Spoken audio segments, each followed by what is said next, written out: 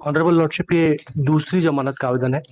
प्रथम जमानत आवेदन पर इस आधार पर निरस्त किया गया था कि डीएनए रिपोर्ट पॉजिटिव आई थी, लेकिन उस समय माननीय न्यायालय के समक्ष उन तथ्यों को प्रदर्शित नहीं किया गया। मैं माननीय न्यायालय की अनुमति से चाहूंगा कि कुछ तथ्य मैं माननीय न्यायालय के समक्ष रख सकूं। बताएं, प्लीज बताएं। मैं माननीय न्यायालय का ध्यान विनम्रता पूर्वक आकृष्ट कराना चाहूंगा। लॉर्डशिप, अगर देखेंगे इस प्रकरण की सबसे ज्यादा मैं इसको विवादास्पद रिपोर्ट मानता हूं वो है शव परीक्षण रिपोर्ट। ऑनरेबल लॉर्डशिप, कृपया कर इस रिपोर्ट पर आप दृष्टिपात करेंगे जी। तो दिनांक 9। आप कहाँ से बता रहे हैं? सर, मैं छिंदवाड़ा से हूँ, मेरा नाम पीयूष शर्मा है सर। जी जी।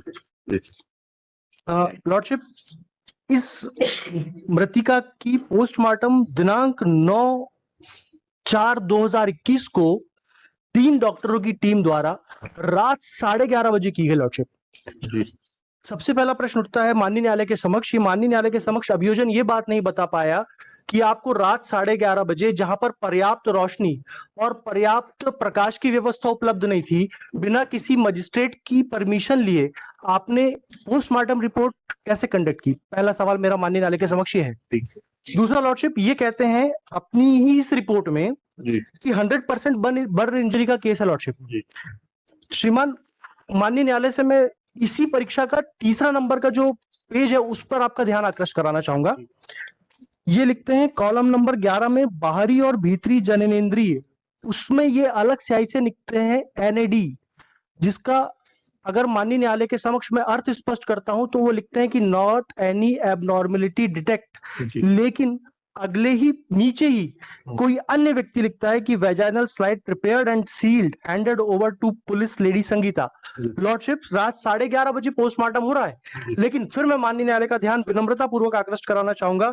सर, संगीता युवनाती की जब्ती पर अगर आप दृष्टिपात करते हैं लॉर्डशिप, तो ये देखेंगे कि ये पोस्टमार्टम के पहले दोपहर 3:50 पर हो गई थी, जबकि पोस्टमार्टम रात 11:30 बजे हो रहा है। तो पुलिस के पास किसी भी महिला की वेजाइनल स्लाइड बनाने की क्या क्षमता थी? माननीय न्यायालय के समक्ष अभियोजन इस बात को स्पष्ट करने में पूर्णतः विफल रहा है कि पोस्टमार्टम पे तारीख बताइएगा सर। 9/4/21 को 3:30 पर ही वेजाइनल स्लाइड प्रिपेयर कर रहे हैं सर। अच्छा, लेकिन कॉलम नंबर 13 में आप देखेंगे, कॉलम नंबर 13 में नमूना सील की जगह संगीता अंकित है, लेकिन थाने की सील नहीं लगी हुई है। माननीय न्यायालय से मैं विनम्रता पूर्वक आग्रह करना चाहूंगा, मेरा निवेदन है सर, ये चूंकि मेरा पहला अवसर है इसलिए अगर कोई दृष्टता हो तो क्षमा करें। नहीं, आप बिल्कुल आराम से बहस करिए सर, डोंट वरी। लॉर्डशिप, मैं पहली चीज, ये जो मैंने तैयारी की थोड़ी सी, डॉक्टर पारिक और मोदी हैं, इनके मुताबिक जब इन्होंने अपनी किताब लिखी थी जिस पर ये डॉक्टर्स पढ़ाई करते हैं, इनमें इन्होंने लिखा था कि शुक्र के धब्बों की परीक्षा।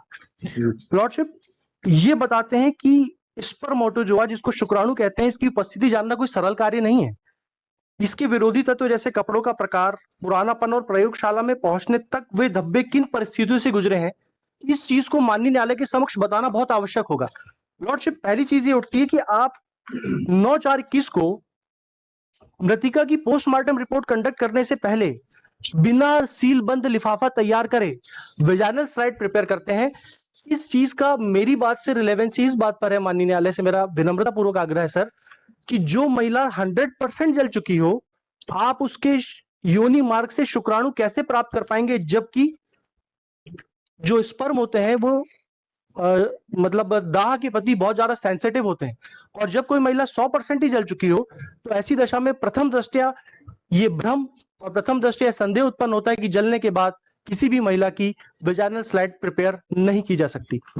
ऑनरेबल लॉर्डशिप से मेरा दूसरा बहुत बड़ा निवेदन है सर, अभी मैं एक लेटेस्ट जजमेंट था जिसमें शरद बिरथी चंद का हवाला हुआ था, और एक हवाला आया था सर 1984 का 4 सुप्रीम कोर्ट ऑनरेबल माननीय उच्चतम न्यायालय का, पेज नंबर 116 है। इसमें माननीय उच्चतम न्यायालय ने कहा है कि किसी माननीय न्यायालय के समक्ष अगर आप कोई भी प्रकरण पेश करते हैं जिसमें आप परिस्थिति जन्य साक्ष्यों की बात करते हैं, तो माननीय न्यायालय के समक्ष अभियोजन को यह स्पष्ट तौर पर बताना पड़ेगा कि केवल आप कह देने मात्र से कि कोई व्यक्ति अभियुक्त है, कह देने मात्र से कि कोई रिपोर्ट अभियुक्त के खिलाफ है, आप उसको अभियुक्त साबित नहीं कर सकते जब तक कि आपके पास चेन बाय चेन, कड़ी बाय कड़ी और साक्ष्य बाय साक्ष्य माननीय न्यायालय के समक्ष संदेह से परे कोई चीज प्रमाणित नहीं होती है। लॉर्डशिप, ठीक इसी तरह की प्रकृति का मामला था Hemant versus state of Madhya Pradesh, और माननीय उच्चतम न्यायालय ने अभी रवि कुमार राहुल वाला केस था। प्लीज जी सर, ये कॉपी वर्सेस स्टेट सर ये वाली कॉपी सर को दीजिए। मैं माननीय न्यायालय से निवेदन करना चाहूंगा कि इस प्रकरण में माननीय उच्चतम न्यायालय ने ये कहा है, और मैं माननीय न्यायालय का इस जजमेंट की ओर ध्यान आकृष्ट कराना चाहूंगा। सर पूरे हिंदुस्तान के अंदर इस जजमेंट की बड़ी जोरों से चर्चा है, जिस मामले में माननीय उच्चतम न्यायालय ने, बताइए प्लीज सर इसमें माननीय उच्चतम न्यायालय ने डीएनए प्रोफाइलिंग को पेज नंबर 138 से डिस्कस करना शुरू किया था, और उसमें 38 हाँ सर, मतलब वो शायद कंडी का क्रमांक 138 से सर। हाँ जी उसमें उन्होंने डीएनए प्रोफाइलिंग पद्धति के बारे में बताया सर। जी।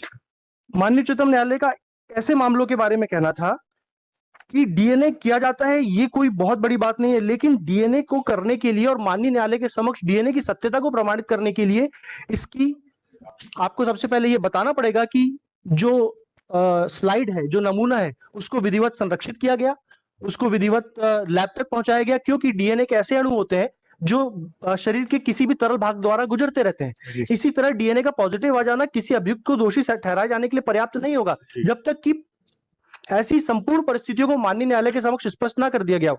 लॉर्डशिप, इस पूरे प्रकरण में जो मैंने माननीय न्यायालय के समक्ष अभी प्रकरण प्रस्तुत किया है, उसमें भी 5 माह के विलंब के बाद ये जो सैंपल था पहुंचाया गया। लॉर्डशिप, इस प्रकरण में ना तो कोई सीलबंद लिफाफा है, और आफ्टर मतलब 4 माह के बाद सर ये इसकी डीएनए सैंपलिंग कराते हैं। ये इसकी रिपोर्ट आती है सर 20/9/2021 को। लॉर्डशिप, 20/9/2021 की आप रिपोर्ट देखेंगे, और 9/4 को महिला का पोस्टमार्टम रात 11:30 बजे हो रहा है साहब।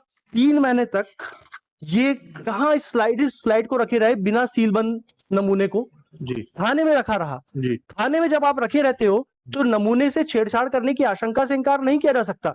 और लॉर्डशिप, इस प्रकरण की सबसे बड़ी चीज ये आती है कि जब ये वेजाइनल स्लाइड और स्वैब बताते हैं, जबकि मैंने माननीय न्यायालय को पूर्व में निवेदन कर बताया था कि इन्होंने केवल सर स्लाइड प्रिपेयर की थी, स्वैब नहीं बनाया था सर। तो सर ये स्वैब इनको कहां से प्राप्त हो गया अतिरिक्त? इसका मतलब ये है कि अभियुक्त को झूठा बचाने के आशय से इन्होंने ये पूरी कथा रची है। लॉर्डशिप, इसके बाद जब ये जांच होती है, फिर ये स्लाइड वापस आता है। लॉर्डशिप, ये इसका ब्लड निकालते हैं।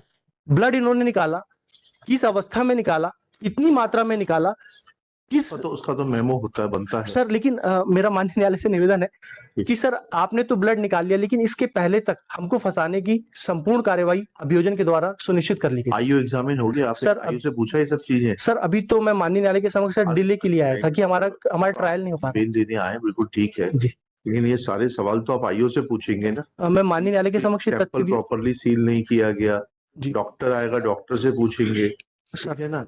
और सर आप उससे पूछेंगे, डॉक्टर से पूछेंगे कि 100% बर्न केस में जो है ये स्लाइड बनाई जा सकती है कि नहीं बनाई जा सकती, what will be the impact of the burn injuries on the efficacy of the sperms or the DNA material which has been recovered from the vagina of the victim।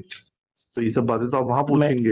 मैं माननीय न्यायालय से एक विनम्रता पूर्वक और एक निवेदन करूंगा। आप घटना बताते हैं साहब, अभियोजनी घटना बता रहा है, जिस दिनांक की घटना बता रहा है, ये बता रहा है सर। मैं माननीय न्यायालय से निवेदन करना चाहूंगा, माननीय न्यायालय ने अपने सुस्थापित सिद्धांतों पर बताया है कि जब आप कहते हैं तो संदेह से परे प्रकरण को माननीय न्यायालय के समक्ष प्रस्तुत कीजिए। नहीं, लेकिन सर संदेह से परे नहीं है सर, ये प्रथम दृष्टया की बात कर रहा हूं सर। आप बता रहे हैं कि जो अप्रैल 2021 जिस समय पूरा लॉकडाउन लगा हुआ था, उस दिन आप लॉकडाउन के समय में घर में लड़की को अकेला छोड़कर कहीं जाते हैं। लॉर्डशिप, जब लॉर्डशिप वहां पे सब जगह लॉकडाउन लगा हुआ है, ऐसी दशा में कोई किसी व्यक्ति को अकेला नहीं छोड़ेगा। लेकिन तीसरी बात, मेरा माननीय न्यायालय से सिर्फ एक बात कहनी है कि जब आपके पास पोस्टमार्टम रिपोर्ट आ गई, आपने फैब्रिकेटेड स्टोरी बनाते हुए अभियुक्त को ब्लड सैंपल कराया, जिसमें भी काफी विलंब हुआ, ऐसी दशा में अभियुक्त माननीय न्यायालय से रहम की पात्रता रखता है, क्योंकि इसका सर कोई आपराधिक रिकॉर्ड नहीं है। माननीय न्यायालय से मेरा इस बात के लिए भी विनम्र आग्रह है कि सर आज एक जो लड़का बहुत मेहनत कश मजदूरी के साथ अपना जीवन यापन करता है, उसको जिन आधारों पर माननीय न्यायालय के समक्ष उसका प्रकरण प्रस्तुत किया गया है, वो रहम के आधार पर और इस सद्भाविक आधार पर कि उसको लगभग 1 वर्ष हो गया है, ऐसी दशा में भी हम शायद माननीय न्यायालय से रहम की पात्रता रखते हैं। जो जितना आर्गुमेंट ले रहे हैं सर, उससे तो सब डॉक्टर और आईओ ही बता पाएगा। बाकी मेरिट पे तो सर जो दो विटनेस हैं, इसने पूरा बताया इसके क्या ऊपर। बताया, पढ़िए। और जो ये डिसीज है sir, aged about 15 years of age. लड़की तो माइनर है ना, कंसेंट तो 18 आएगी से नहीं। 15 साल की है sir. That's what I'm saying. Consent. और डीएनए रिपोर्ट उसमें लिखिएगा, after hearing learned counsel for the parties and going through the record, it is evident that first bail application was dismissed due to finding of the concerned SFSL laboratory that DNA material found on the vaginal slide matches with the DNA material collected from the present applicant. Full stop. There is no change of circumstance.